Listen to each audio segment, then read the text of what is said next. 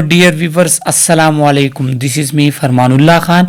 आज से हम नर्सिंग का एक इम्पोर्टेंट सब्जेक्ट स्टार्ट करने जा रहे हैं जिसका नाम है मेंटल हेल्थ नर्सिंग, जो कि बीएस नर्सिंग में 6 सेमेस्टर में पढ़ाया जाता है और पोस्टरन में ये 2nd सेमेस्टर में पढ़ाया जाता है। और आज मेंटल हेल्थ नर्सिंग में जो हमारा यूनिट नंबर 1 है वो है mental health and mental illnesses. ये हमारा यूनिट नंबर 1 है। और यूनिट नंबर 1 में जो फर्स्ट चैप्टर हमारा है तो वो है इंट्रोडक्शन टू साइकाट्रिक नर्सिंग, जिसमें हम आप लोगों को बताएंगे कि मेंटल हेल्थ क्या होता है, वो कौन से ट्रेट या कैरेक्टरिस्टिक्स हैं जो ये डिसाइड करते हैं कि ये पर्सन मेंटल हेल्थ के लिहाज से तंदुरुस्त हैं, मेंटली ये पर्सन हेल्थी हैं। इसके बाद हम डिस्कस करेंगे मेंटल हेल्थ से रिलेटेड डिफरेंट डिसऑर्डर को, और इस यूनिट के जो इम्पोर्टेंट पॉइंट्स हैं जो आपके एग्ज़ाम में आ सकते हैं, हम उन पॉइंट्स को भी मेंशन करेंगे ताकि आने वाले एग्जाम्स में आपके लिए आसानी हो। इस यूनिट को आसानी के लिए हमने 2 पार्ट्स में डिवाइड किया है। पार्ट 1 का वीडियो लेक्चर ये हैं, पार्ट 2 का वीडियो लेक्चर ऑलरेडी मेरे यूट्यूब चैनल पर मौजूद है, जिसके वीडियो का लिंक मैंने इस वीडियो के डिस्क्रिप्शन में दिया है, तो वहीं से जाकर आप इस यूनिट को 2nd पार्ट को देख सकते हैं। इस यूनिट को स्टार्ट करने से पहले एक इम्पॉर्टेंट पॉइंट मैं आपको बता दूं। अक्सर स्टूडेंट को ये कंफ्यूजन होती है कि सर साइकोलॉजिस्ट और साइकाट्रिस्ट में क्या फ़र्क है। तो साइकोलॉजिस्ट वो होते हैं जिन्होंने बीएस साइकोलॉजी की होती या एमएस साइकोलॉजी की होती है। थ्रू काउंसलिंग वो किसी भी पर्सन को हेल्थ प्रॉब्लम को, मेंटल प्रॉब्लम को डायग्नोज करके उनकी ट्रीटमेंट करते हैं। जबकि साइकाट्रिस्ट जो होते हैं उन्होंने एमबीबीएस किया होता है। एमबीबीएस करने के बाद वो स्पेशलाइजेशन करते हैं साइकाट्री में और थ्रू मेडिसिन अपने पेशेंट के साइकाट्रिक प्रॉब्लम या मेंटल प्रॉब्लम की ट्रीटमेंट करते हैं। तो ये मेंटल साइकोलॉजिस्ट और साइकाट्रिस्ट में एक फ़र्क होता है। अब हम स्टार्ट कर लेते हैं इस यूनिट को। तो सबसे पहले हमारे पास है मेंटल हेल्थ। देखो, एक पर्सन हम कहते हैं कि ये मेंटली हेल्थी है, तो इसका क्या मतलब है। दूसरा ये क्वेश्चन भी आपके जहन में आएगा कि मेंटल इलनेसेस कौन सी हैं। तो वो कैरेक्टरिस्टिक्स जो एक पर्सन को मेंटली हेल्थी करार देती हैं वो कौन कौन से हैं, वो हमारे पास ये कैरेक्टरिस्टिक्स हैं। 7 sign of mental health. Happiness. अगर एक पर्सन खुश रहता है, उसको इतने ज़्यादा किसी चीज़ की का गम नहीं है, वो खफा नहीं रहता, हर टाइम मायूस नहीं रहता, वो खुश रहता है खुशी के मौका पे, तो हम कहते हैं कि ये बंदा मेंटली हेल्थी है। 2nd साइन क्या है, कंट्रोल ओवर बिहेवियर, कि एक बंदा अगर अपने बिहेवियर के ऊपर कंट्रोल कर सकता है। मिसाल के तौर पे घर में अगर वो इनफॉर्मल होता है, मतलब ऊंची बात आवाज़ में बातें करता है, गपशप लगाता है, लेकिन जब वो क्लास में आ जाएगा, कहीं मीटिंग पे होगा, कहीं उस पे होगा, क्लिनिकल साइड पे होगा, तो वो घर वाली वो आदतें जो उस जगह पे सूटेबल नहीं है उसको नहीं शो करेगा, मतलब वो बिहेवियर उसका वहाँ पे चेंज होगा। दूसरा ये है कि कोई लास्ट के टाइम पे सैड कोई मौका आ गया या इस तरह कोई हादसा हुआ है, उस टाइम पे वो थोड़ा सा खफा होता है, खुशी का मौका है तो वहाँ पे वो खुश होता है। तो उसका अगर अपने इस बिहेवियर के ऊपर कंट्रोल हो तो ये भी एक साइन है मेंटल हेल्थ का। अक्सर आप लोगों ने पागल देखे होंगे जिनका मेंटल हेल्थ प्रॉब्लम होते, तो वो बस वैसे हर टाइम वो या हंसते रहते हैं या रोते रहते हैं, मतलब उनका अपने बिहेवियर के ऊपर कंट्रोल नहीं होता। अगर एक पर्सन का अपने बिहेवियर के ऊपर कंट्रोल है, कब कौन सा बिहेवियर अपनाना है, अगर ये उनका अपने कंट्रोल में है, तो हम कहते हैं कि ये पर्सन मेंटली हेल्थी है। इसके बाद 3rd, appraisal of reality. Reality को एक्सेप्ट करना। अगर आप देखते हैं कि जी आपके साथ कोई गलत होता है, तो फिर आप जो है कि आप गमगीन हो जाओ, उससे मायूस हो जाओ, जी मेरे साथ क्यों हो गया, मैं मनहूस हूँ, ये और वो, तो ये बात नहीं होनी चाहिए। आप रियलिटी को आपने एक्सेप्ट करना है कि अगर ये लॉस मुझे मिला है तो गेन और लॉस जिंदगी का हिस्सा है, गेन और लॉस जिंदगी में चलते रहेंगे, बीमारी आएगी, सेहत सही होगी, तो ये तमाम चीज़ें अगर इसको आप एक्सेप्ट करते हो, रियलिटी को, अप्रेजल ऑफ रियलिटी अगर आप में है, तो फिर क्या है, ये भी एक साइन है मेंटल हेल्थ का। इसके बाद इफेक्टिवनेस इन वर्क, आपको वर्क में इफेक्टिव होना चाहिए। मिसाल के तौर पे आप किसी काम को स्टार्ट करते हो तो आपको उस मुकर्ररा वक्त में अगर आप उस काम को अच्छे तरीके के साथ ख़त्म कर सकते हो, आप एक बेहतर तरीके से कोई काम करते हो, तो इसको हम कहते हैं इफेक्टिवनेस इन वर्क। अगर एक बच्चा है ना, एक बच्चा है या एक बंदा है, एक पर्सन है, स्टूडेंट है, उसको मेंटल हेल्थ प्रॉब्लम है, तो उसमें ये चीज़ भी होती है कि वो सही से नहीं पढ़ सकता, एग्जाम सर पे आ जाते हैं और उसकी पढ़ाई कंप्लीट नहीं होती। क्यों? क्योंकि वो वर्क में उतना इफेक्टिव नहीं होता। दूसरी बात यह है कि अगर एक बंदा डिप्रेशन में है, जो कि एक मेंटल हेल्थ प्रॉब्लम है, या उसको मेंटली हेल्थ कोई और प्रॉब्लम है, मिसाल के तौर पे वो सुसाइडल थॉट्स उसको आते हैं, या वो हर टाइम गुस्सा होता है, तो वो अपने काम में इफेक्टिव नहीं होता। तो वो भी, अगर एक बंदा अपने काम में इफेक्टिव है तो ये भी एक साइन है मेंटल हेल्थ का। इसके बाद healthy self concept. Self concept कहते हैं अपने आप के बारे में आपका ख्याल। अब एक बंदा अगर अपने आप से सेटिस्फाई है तो वो मेंटली हेल्थी। लेकिन अगर एक बंदा कहता है कि जी मुझ में ये कमियां हैं, मैं ये काम नहीं कर सकता, मुझ में ये प्रॉब्लम है, मुझ में ये डिसेबिलिटी है, मायूसी की बातें करते हैं, तो फिर क्या है, उसका सेल्फ कंसेप्ट फिर हेल्थी नहीं है, तो ये पर्सन में फिर मेंटली हेल्थी नहीं है। तो मेंटल हेल्थी के लिए एक साइन आपका हेल्थी सेल्फ कंसेप्ट है। इसके बाद satisfying relationships, give and receive love.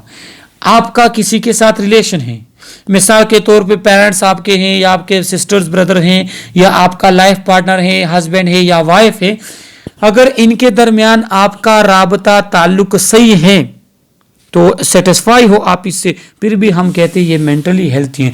क्योंकि आपने देखा होगा कि वो वाइफ जिसको हस्बैंड मारता है तो उसके साथ जुल्म करता है, उसकी बात नहीं मानता, या इस तरह का हस्बैंड जो वाइफ की तरफ से क्या है वो सेटिस्फाई नहीं है, लड़ाई झगड़े रहते हैं, तो वो फिर मेंटली हेल्थी नहीं होते। छोटी बात पे वो गुस्सा होते हैं, खफा रहते हैं, डिप्रेशन में रहते हैं, स्ट्रेस में रहते हैं। तो अगर आपके जितने भी रिलेशन है वो सेटिस्फाई है तो आपके ये भी एक साइन है मेंटल हेल्थ का। और एंड में है इफेक्टिव कोपिंग स्ट्रेटजीज। कोपिंग किसे कहते हैं कि अगर एक पर्सन को स्ट्रेस होता है, एक पर्सन टेंशन में होता है, एक पर्सन डिप्रेशन में होता है, तो वो किस तरह उस अपने डिप्रेशन का मुकाबला करता है, इसको कहते हैं कोपिंग। उसके लिए डिफरेंट स्ट्रेटजीज बनाता है। कौन क्या करता है, कोई जो है तिलावत वगैरह करता है या नमाज पढ़ता है जो मुस्लिम हो, कोई एक्सरसाइज वगैरह, कोई सॉन्ग्स वगैरह सुनता है, कोई फैमिली मेम्बर्स वगैरह के साथ गपशप उनको टाइम दे देता है, कोई फ्रेंड्स के साथ चला जाता है, कोई सिगरेट स्मोकिंग वगैरह इन चीज़ों की तरफ चला जाता है। तो अगर आपका कोपिंग स्ट्रेटजीज इफेक्टिव है, मतलब सही है, नॉर्मल है, लीगल है, और उससे आपका स्ट्रेस कम होता है, तो फिर आप क्या है, आप मेंटल के लिहाज से हेल्थी हैं। तो ये क्या है, ये 7 हमारे पास वो साइंस हैं जो क्या है, जो मेंटल हेल्थ के लिए इंतहाई ज़्यादा इम्पोर्टेंट है। अगर ये साइन किसी पर्सन में होंगे तो हम कहेंगे कि ये बंदा मेंटली हेल्थी है। अब वो कौन कौन से ट्रेड्स हैं या बिहेवियर है जो जिससे पता चलता है कि ये बंदा मेंटली हेल्थी है, तो पहला ये है कि ability to deal with conflicting emotion. देखो जो हमारे इमोशनल कन्फ्लिक्ट्स होते हैं कि हम कौन से उसको चूज़ करें, हम लाइफ में डिफरेंट जो हम क्या करते हैं, फैसले करते हैं या जो डिसीजन लेते हैं, तो वो कौन कौन से डिसीजन हम लें, किस मतलब ये है कि जो हमारे पास कोई सिचुएशन आता है, कोई इमोशनल सिचुएशन है, इसको हम किस तरह डील करें। तो अगर इसको हम इसकी हम में एबिलिटी आ जाती है कि हम इमोशनल कन्फ्लिक्ट्स कहते हैं दो चीज़ों के दरमियान तजाद जिसमें आपके पास दोनों सेम ही हो और आपने चॉइस करना हो। किस तरह, अगर मेरे पास एक मिसाल के तौर पे पेशेंट है ना, 2 पेशेंट हमारे साथ आते हैं, दोनों ही जो हैं सेम तरीके के प्रॉब्लम के साथ हैं, बेड हमारे पास एक है, अब मैंने किसको देना है, कौन से पेशेंट को मैंने बेड प्रोवाइड करना है, कि कौन से पेशेंट को मैंने इनकार करना है। इस तरह जो हमारे पास इमोशनल सिचुएशंस होते हैं उसमें जो कन्फ्लिक्ट आते हैं, अगर हमने एबिलिटी है कि हम इमोशनल कन्फ्लिक्ट को अच्छी तरीके से डील करते हैं तो ये भी एक ट्रेट है मेंटल हेल्थ का। दूसरा, live without undue fear guilt और एंजाइटी। क्या है कि आप फियर, खौफ के बगैर, मायूसी के बगैर कोई जो है नदामत के बग़ैर या एंजाइटी स्ट्रेस वगैरह के बग़ैर अगर आप ज़िंदगी गुजारते हैं, आपकी ज़िंदगी में ये चीज़ें नहीं हैं, तो ये भी एक आपकी क्या है, एबिलिटी है कि आप मेंटली हेल्थी हैं। इसके बाद take responsibility for one own action, जो आपके एक्शन होते हैं आप खुद उसकी रिस्पॉन्सिबिलिटी लेते हो। अब जो लोग डरते हैं ना, जो मेंटली कॉम्पिटेंट नहीं होते, तो वो क्या होते हैं, वो पेशेंट को एक इंजेक्शन लगा लेते, अगर थोड़ा सा पेशेंट को रिएक्शन होगा तो फिर रिएक्शन हुआ तो वो फिर झूठ बोलते, वो नहीं मानते जी ये मैंने नहीं किया। हालांकि अच्छी बात नहीं है, आपको इतना कॉम्पिटेंट होना चाहिए कि आप खुद अपने एक्शन के लिए खुद को रिस्पॉन्सिबल ठहराओ। इसके बाद क्या है, थिंक क्लियरली, साफ अच्छे तरीके से आपने थिंकिंग करनी है। आपकी थिंकिंग जो है वो मिक्स नहीं होनी चाहिए, क्लियर कट आप थिंकिंग करो, मतलब एक चीज़ के बारे में डिसीजन लो तो उस पर फिर आपने स्टिक रख रहे हैं। इसके बाद निगोशिएट ईच डेवलपमेंटल टास्क, हर एक डेवलपमेंटल टास्क को एक दूसरे के साथ डिस्कस करके, एक दूसरे से मशवरे लेकर आपने हर एक डेवलपमेंटल टास्क को क्या करना है, अचीव करना है, स्टार्ट करना है। मिसाल के तौर पे अगर मैं चाहता हूं कि जी इस डिपार्टमेंट में ये सेटिंग होनी चाहिए, तो फिर मैंने डिस्कस करना है लोगों के साथ कि लोगों की क्या राय है, जो वहाँ पे मेरे साथ जो कुलीग वगैरह हैं। तो ये क्या है, ये आपके पास वो एबिलिटीज़ हैं, अगर ये आप में होगी तो आप क्या है, मेंटली आप हेल्थी होंगे। अब यहाँ पे हमारे पास साइकाट्रिक डिसऑर्डर की प्रिवेलेंस है कि हमारे यूएसए की जो एक रिसर्च की जो डेटा है कि यूनाइटेड स्टेट ऑफ अमेरिका, वहाँ पे हमारे पास कितने परसेंट के लिहाज से, कितने रेट के लिहाज से, कितने नंबर्स के लिहाज से हमारे पास लोगों में मेंटल हेल्थ प्रॉब्लम है या साइकाट्रिक डिसऑर्डर है। The department of health and human services and the national institute of mental health 2004 provide the following statistic. Research हुआ 2004 में, जो इसको किसने परफॉर्म किया, national institute of mental health ने। उसके मुताबिक 57.7 million American have mental illness, जिसमें 57.7 मिलियन जो अमेरिकन लोग हैं उनमें मेंटल इलनेसेस हैं, डिफरेंट मेंटल हेल्थ प्रॉब्लम है उनमें, जो आगे जाके डिफरेंट यूनिट्स में हम डिफरेंट मेंटल हेल्थ प्रॉब्लम्स पढ़ेंगे। That is 26.2% of American 18 or older, जिसमें 26.2% जो लोग हैं वो 18 या 18 साल से बड़े जो एज के लोग हैं उनमें ये मेंटल हेल्थ प्रॉब्लम, मतलब 57.7 मिलियन लोग हैं, उसमें से 26.2% जो हैं वो ये यंग एज के लोग हैं, 18 या 18 से एज में बड़े। सही है। अब जो हमारे पास 10 डिसेबिलिटी के जो काजेज है उसमें से जो 4 हैं वो कौन है कि 4 of the 10 leading causes of disability include major depression, जो जब स्ट्रेस हमारे पास 6 महीनों से बढ़ जाए तो उसको हम डिप्रेशन कहते हैं, और डिप्रेशन एक major health mental health problem है। तो जो मेन मेंटल हेल्थ इलनेसेस हैं जो यहाँ पे हमने आप लोगों को बता दिया, इसमें मेन क्या है, एक फर्स्ट मेन जो है वो मेजर डिप्रेशन है। दूसरा हमारे पास है बाइपोलर डिसऑर्डर। बाइपोलर डिसऑर्डर किसे कहते हैं, बाइपोलर डिसऑर्डर इसे कहते हैं कि बंदा एक टाइम पे कभी तो कि बाइपोलर डिसऑर्डर में पर्सन में 2 कंडीशन होते हैं, एक साइड पे वो क्या होता है, शदीद गमगीन हो जाता है, डिप्रेशन में चला जाता है। सही है। वो क्या होता है कि इसको लो एनर्जी शो करता है, खफा सा रहता है कभी कभार, तो कभी कभार वो क्या है मैनिक हो जाता है, एनर्जेटिक हो जाता है, हवा में हो जाता है, जी मुझे तो कोई प्रॉब्लम नहीं है, ऊंची बातें करना, तेज़ बोलना, एनर्जेटिक खुद को कहना, बहुत कम सोता है और बहुत एनर्जेटिकली तेज़ हर एक काम करता है। तो ये क्या है, ये बाइपोलर डिसऑर्डर है कि 2 शिफ्टिंग होते हैं, कभी जो है वो डिप्रेशन वगैरह में चला जाता है और कभी एकदम से मैनिक हो जाता है। मेनिया किसे कहते हैं कि एकदम से ज़्यादा खुश हो जाना, एनर्जेटिक हो जाना, तेज़ बोलता है, इधर उधर भागता है, हर टाइम हंसता रहता है, ये चीज़ें। इसके बाद शिज़ोफ्रेनिया, स्किज़ोफ्रेनिया भी इसको कहते हैं या शिज़ोफ्रेनिया भी इसको कहते हैं, ये भी एक मेंटल हेल्थ प्रॉब्लम है मेजर। तो स्किज़ोफ्रेनिया जो है इसको आगे जाके तो हमने डिफरेंट यूनिट्स में इसको डिटेल के साथ पढ़ना है। यहाँ पे आपको ये पता चले कि स्किज़ोफ्रेनिया में ऐसा होता है कि बंदे को डिफरेंट मेंटल हेल्थ प्रॉब्लम आ जाती है। उसको आवाज़ें सुनाई देती हैं, उसको जो है वो कहता है कि लोग मेरे बारे में ये बातें कर रहे हैं, वो बातें कर रहे हैं, मुझे आवाज़ें सुनाई देती हैं, मुझे यह चीज़ें दिखाई देती है। तो वो खुद से इस तरह के प्रॉब्लम्स बताना स्टार्ट करता है और वो इंतहाई ज़्यादा डिप्रेशन वगैरह में रहता है। इसके बाद हमारे पास क्या है, इसके बाद लास्ट जो हमारे पास है obsessive compulsive disorder. Obsessive compulsive disorder इसको ओसीडी कहते हैं। तो ये एक ऐसा डिसऑर्डर है कि जिसमें एक पर्सन वहमी हो जाता है, वो चीज़ों को बिल्कुल तरतीब के साथ मांगता है, वो छोटी छोटी चीज़ जो है ना उसके पीछे बार बार उस चीज़ को रिपीट करता है। जिस तरह आप लोगों ने लोग देखे होंगे कि वो ताला बंद करते हैं तो फिर फिर उसके बाद भी उसके पीछे जाते हैं, जी मैंने ताला बंद नहीं किया, ऐसा ना हो कि मैंने ताला ओपन छोड़ा हो, लॉक ओपन छोड़ा हो। तो फिर 1 2 3 दफ़ा उसके पीछे फिर जाते हैं, फिर देखते हैं, फिर आते हैं, फिर देखते हैं, फिर आते हैं।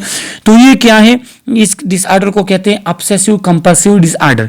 तो ये जो 4 डिसऑर्डर हैं कि 10 मेन डिसऑर्डर, उसमें से जो 4 मेन डिसऑर्डर हैं उसमें एक है मेजर डिप्रेशन, जो आगे आने वाली यूनिट्स में हम इसको डिटेल के साथ पढ़ेंगे। दूसरा बाइपोलर डिसऑर्डर, जिस तरह मैंने आपको कहा कि कभी बंदा खुश होता है, कभी एकदम से खफा हो जाता है। इसके बाद स्किज़ोफ्रेनिया में ये है कि बंदे को हेलुसिनेशन वगैरह उसमें आती हैं कि वो कहते हैं मुझे आवाज़ें सुनाई दे रही, हालांकि कोई आवाज़ भी वहाँ पे नहीं होती। वो कहते हैं मुझे चीज़ें दिखाई दे रही हैं, ये बंदा मेरे पीछे ये बात कह रहा है, वो बंदा मेरे पीछे ये बातें कह रहा है। ये सिज़ोफ्रेनिया में। इसके बाद ऑब्सेसिव कंपल्सिव डिसऑर्डर। तो ऑब्सेसिव कंपल्सिव डिसऑर्डर में क्या होता है कि बंदा वहमी होता है, वो कहता है कि जी चीज़ों को तरतीब से लेना, मतलब फुल बाय फुल 100% रेडी चीज़ वो लेता है और एक चीज़ काम को बार बार रिपीट करता है इस शक से कि ये काम शायद नहीं हुआ। जिस तरह मैंने आपको एग्जांपल दी कि वो लॉक बंद कर लेता है, ताला बंद कर लेता है, लेकिन फिर दूसरी दफ़ा जाते हैं जी ऐसा ना हो कि मैंने ताला ओपन छोड़ा, फिर तीसरी दफ़ा जाते हैं ऐसा ना हो मैंने ताला ओपन छोड़ा। तो ये क्या है, ये ऑब्सेसिव कंपल्सिव डिसऑर्डर इसको कहते हैं, जिसको आगे आने वाली यूनिट्स में हम इसको डिटेल के साथ पढ़ेंगे। और इन मेंटल हेल्थ प्रॉब्लम पे जो इकोनॉमिक बर्डन है वो है कितना है, $170 बिलियन से भी एक्सीड कर चुका है। इस जो मेंटल हेल्थ प्रॉब्लम पे मेंटल हेल्थ हॉस्पिटल बनाना, इसके मेडिसिन वगैरह, इसके पेशेंट की ट्रीटमेंट वगैरह, तो इस बार जो इकानमी का जो बर्डन है कंट्री का, तो वो $170 बिलियन से भी बढ़ रहा है इस मेंटल हेल्थ प्रॉब्लम पर जो क्या है इकोनॉमिक बर्डन है इसका।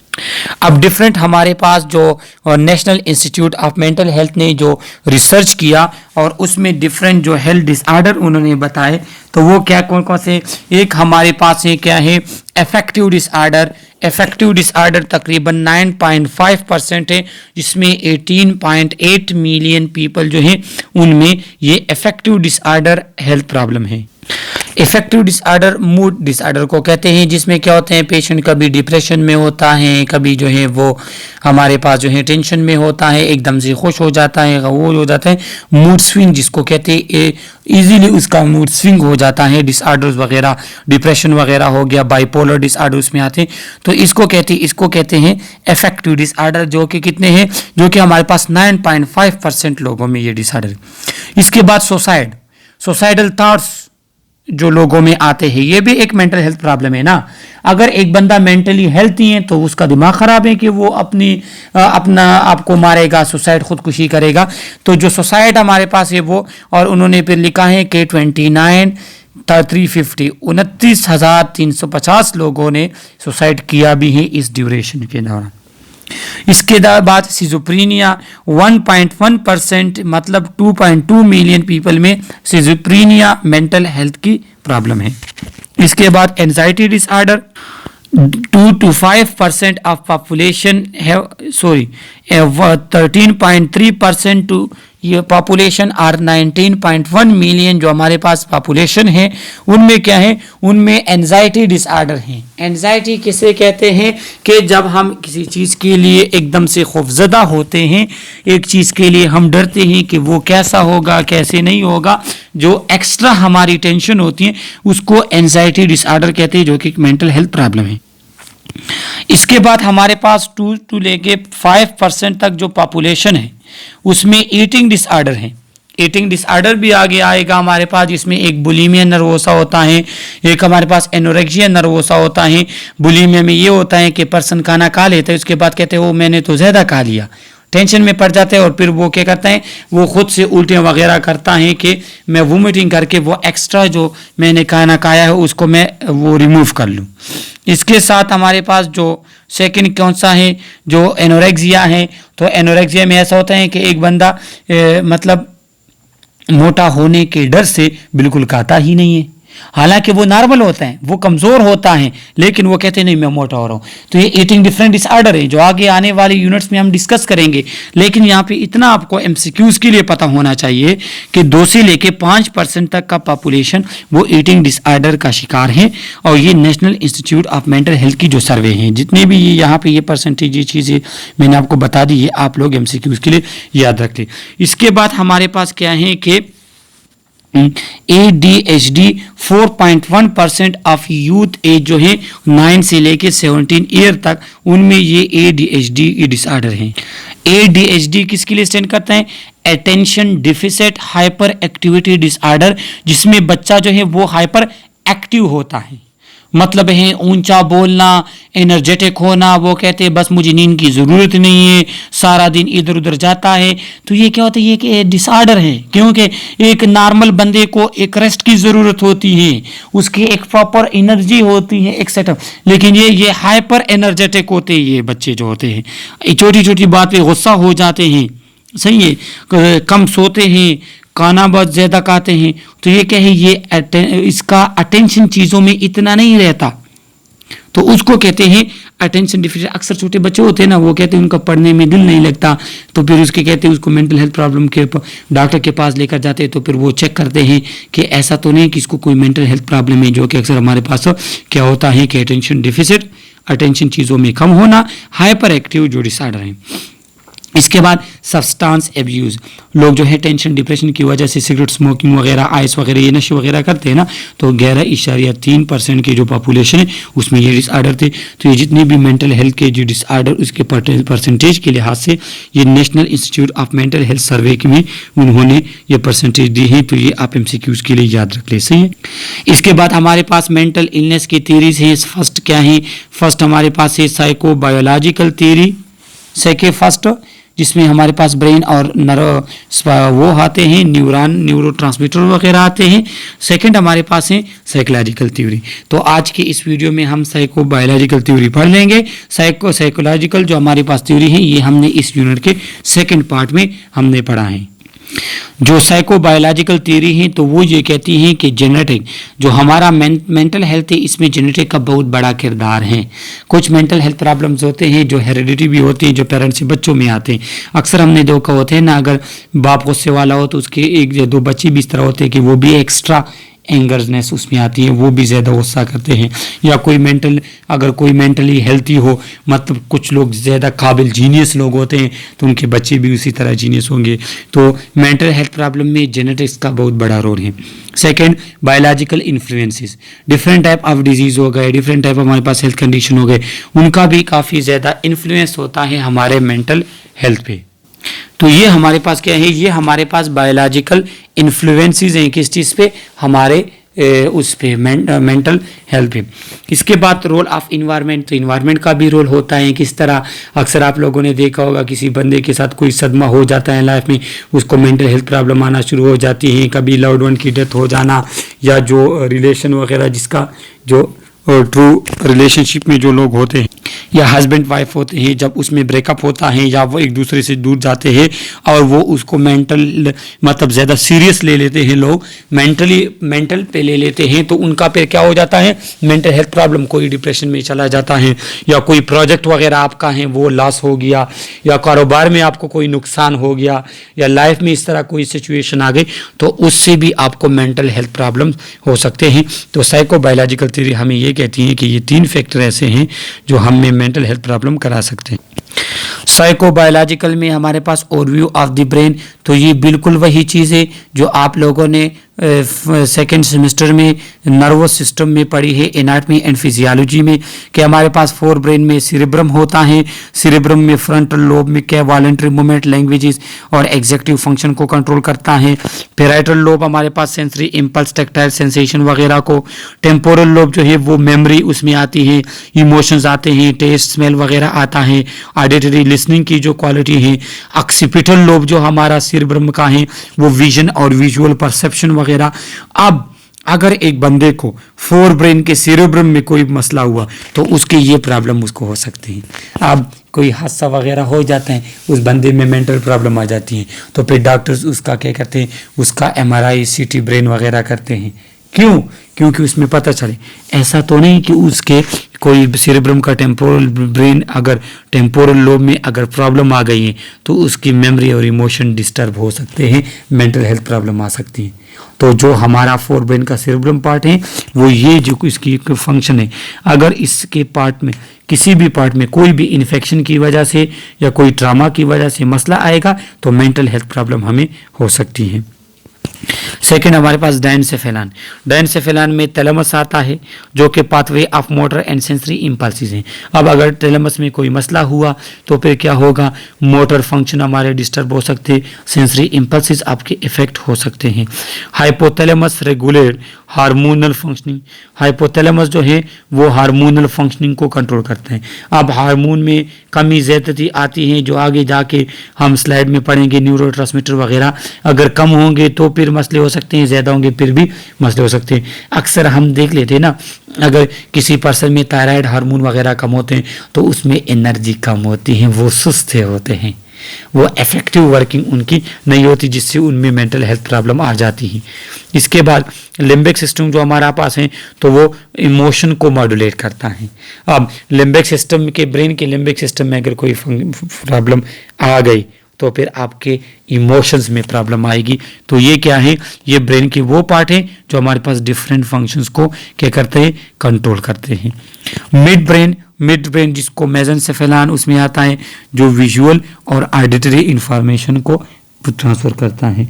अब अगर मिड ब्रेन किसी भी वजह से इफेक्ट हो गया तो आपके देखने की सलाहियत, किसी चीज़ को विजुअली जजमेंट, ये चीज़ें, या किसी चीज़ को सुनना, उसके बाद ये सुनना, उसकी आवाज़ की डिफ्रेंशिएशन करना, तो फिर ये प्रॉब्लम आप में आ जाएगी।